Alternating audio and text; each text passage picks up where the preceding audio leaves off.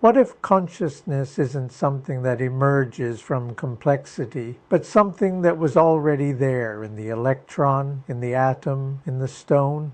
That's the claim at the heart of panpsychism. Not that rocks think, not that electrons have opinions, but that some spark of experience, some faint inner glimmer, is a basic feature of the universe itself, as fundamental as mass or charge. It sounds strange, almost mystical, but panpsychism isn't a fringe belief from the past. It's a serious position held by working philosophers of mind today, and it exists because of a very specific problem, the same one we opened this series with, the hard problem of consciousness. Here's the issue. Physics can describe what a brain does in exhaustive detail. Neurons fire, electrical signals cascade, chemicals shift, but nowhere in that description does anyone explain why any of it feels like something.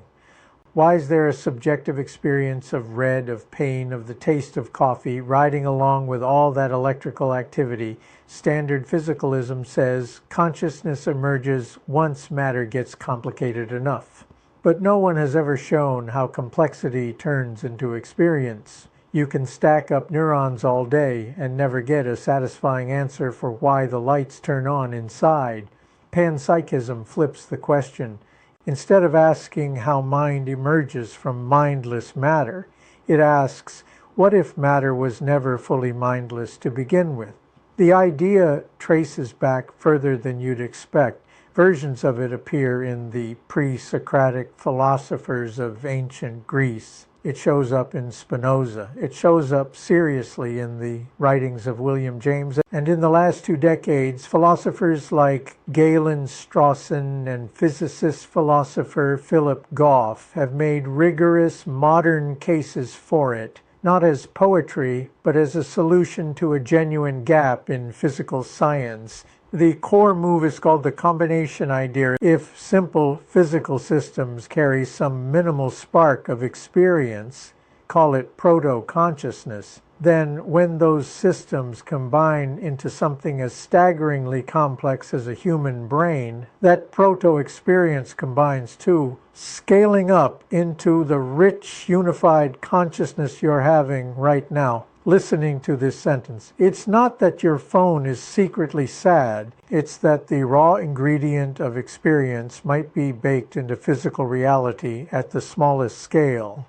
the way charge or spin is, and brains are simply where that ingredient gets organized into something as vivid as a mind. Critics push back hard on this. The most famous objection is called the combination problem. Even if individual particles have tiny sparks of experience, how do millions of separate tiny experiences combine into one unified experience? Yours stacking subjects doesn't obviously give you a bigger subject. It might just give you a crowd. Nobody has solved this cleanly, panpsychists included.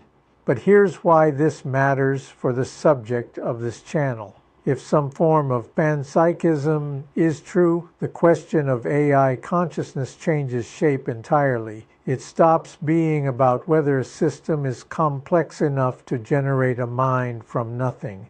It becomes a question about organization and about whether the physical substrate running a large language model is structured in a way that could combine and unify experience the way a brain does. Silicon wouldn't be automatically excluded, but neither would it get an automatic pass. This is what makes panpsychism useful, even if you're skeptical of it. It forces a sharper question. Not, is the machine complex enough, right? But is experience even the kind of thing that complexity alone can produce in anything biological or artificial?